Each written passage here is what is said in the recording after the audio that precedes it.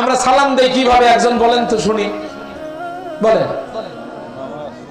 এই যে হাজী সাহেব বলেছেন, এরকম দুই একজন সোজা কথা সহজে বলবেন, ক্লিয়ার হবে। হাজী সাহেব বললেন মামার দেখা পেয়েছি, তাহলে বলবো মামা আসসালামু আলাইকুম। স্যারের দেখা পেয়েছি, স্যার আসসালামু আলাইকুম। ডাক্তার সাহেবের দেখা পেয়েছি, ডাক্তার সাহেব আসসালামু আলাইকুম। এই সমাজ, আমাদের সমাজে এই প্রচলন আছে, কথা বলেন আছে না নাই? একসঙ্গে বলতে বলতে এই ছেলেরা আছে না নাই? রাসূল বললেন কি? রাসূল যেটা বলেছেন আমরা তার উল্টা করলাম। চায়ের দোকানের মেসিয়ার কেটলিতে পানি না দিয়ে চায়ের পাতি বেশ কিছুক্ষণ গরম করার পর যদি পানি আর চিনি দিয়ে দেয়, এই চা কি খাওয়া যাবে? কেন? আগে পানি গরম করে তারপরে পাতি দিতে হবে। ও করেছে কি, আগে পাতি আচ্ছা মতো নাড়াচাড়া করে তারপরে দিয়েছে। এই চা খাবে না।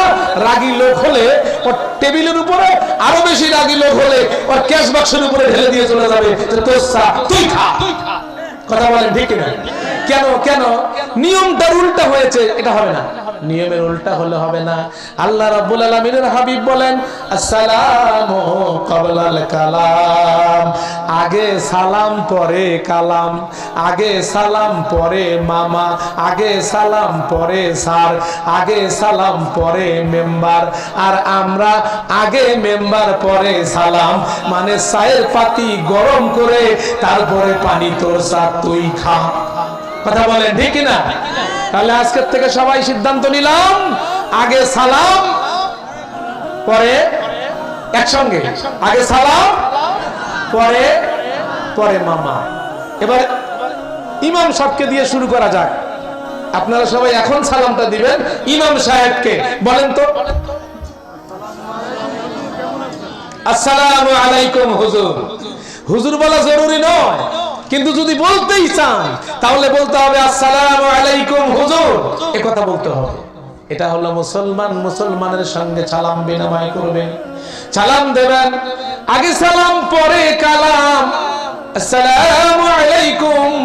এরপরে আপনি ইমাম, হুজুর, ডাক্তার, মাস্টার, প্রফেসর, মেম্বার যার নাম নেন নিতে পারেন, না নিলেও চলবে, কিন্তু আগে বলে পরে সালাম চলবে না। সবাই মিলে একসাথে দুইবার, আগে কথা পরে সালাম।